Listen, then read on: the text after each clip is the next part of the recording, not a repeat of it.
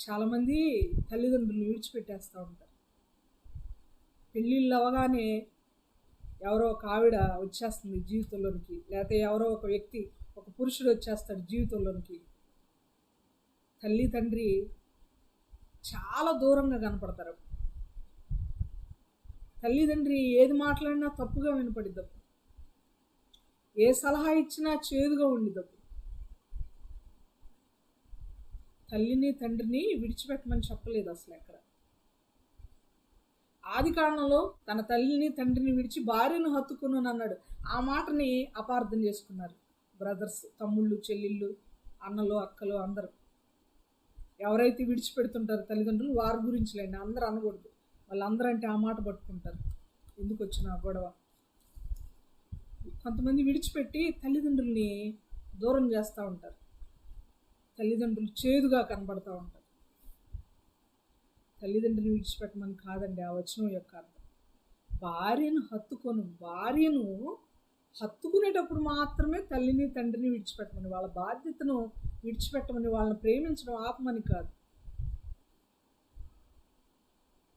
నీ తల్లిని తండ్రిని విడిచి పురుషుడు హత్తుకొనును అని చెప్పిన ఆ వాక్యమే, ఆ దేవుడే నీ తల్లిని తండ్రిని సన్మానించు, నువ్వు దీర్ఘాయుష్మంతుడు అవ్వాలంటే అని చెప్పాడు దేవుడు. చెప్పలేదా? ఆజ్ఞలను చెప్పలేదా దేవుడు? చెప్పాడా లేడా?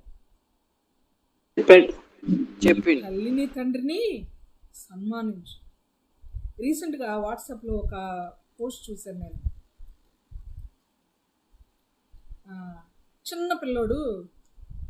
చిన్నపిల్లోడు మన మాన్విష్ అనుకోండి, మాన్విష్కి ఒకవేళ 6-7 సంవత్సరాలు ఉంటే, లేకపోతే మన రీసెంట్గా బర్త్డే చేసుకున్న బెనెట్ అభిషేక్ కానివ్వండి, 7 సంవత్సరాలు నిండినటువంటి బాలుడు.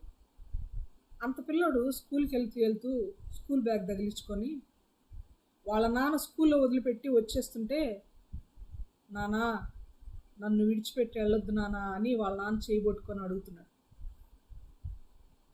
అదే నాన్న వృద్ధుడైపోయిన తర్వాత వృద్ధాశ్రమంలో ఒక బండ మీద కూర్చొని ఉండి, అప్పటికి ఈ నాన్న వృద్ధుడయ్యాడు కదా, ఈ 7 సంవత్సరాల పిల్లోడు ఎవరైతే ఉన్నాడో అతను పెళ్ళిడు వచ్చేసి పెళ్లి చేసుకున్నాడు. ఒక 25-30 సంవత్సరాల వయసు. ఆ పిల్లోడు చెయ్యి ఈ వృద్ధుడైన తండ్రి పట్టుకొని, నానా నన్ను ఇక్కడ విడిచిపెట్టి వెళ్ళొద్దు నానా అని ఆ వృద్ధుడైన తండ్రి ఆ కుమారుని వేడుకుంటున్నాడు.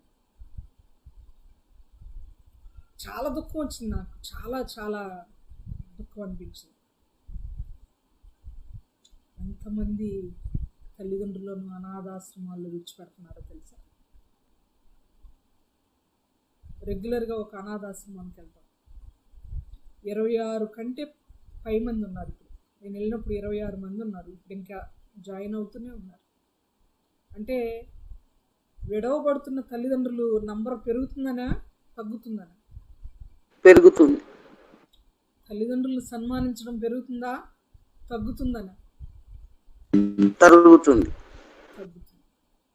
తల్లిని తండ్రిని సన్మానిస్తేనే ఆయుష్కాలము దీర్ఘాయుష్గా ఉంటుంది. ఒకే ఫార్ములా, ఇంకేం లేదు. నువ్వు దీర్ఘాయుష్మంతుడిగా long time, may long life to you అని బర్త్డే పార్టీలో పాట పాడితే కాదు లాంగ్ లైఫ్ వచ్చేది. తల్లిని తండ్రిని సన్మానిస్తే, భార్య వచ్చిన తర్వాత కూడా తల్లిని తండ్రిని గౌరవిస్తే, ప్రేమిస్తే, ఆదరిస్తే, వాళ్ళని బాధ్యతగా చూసుకుంటే దీర్ఘాయుష్ వస్తుంది. హ్యాపీ బర్త్డేలో లాంగ్ లైఫ్ టు యూ అని పాడితే కాదు వచ్చేది. గుర్తుపెట్టుకోవాలి. దేవునికి చాలా పర్టికులర్ దేవుడు ఆ విషయంలో. తన తల్లిని కాసేపట్లో ఈ తనువు చాలించి నేను వెళ్ళిపోతాను, నేను మరణించేస్తాను, ఇంకా ఈ శరీరాన్ని విడిచిపెడతాను అని అనుకున్నప్పుడు కూడా తల్లి బాధ్యత గురించి ఆలోచించిన బాధ్యత కలిగిన కుమారుడు మన యేసు ప్రభు.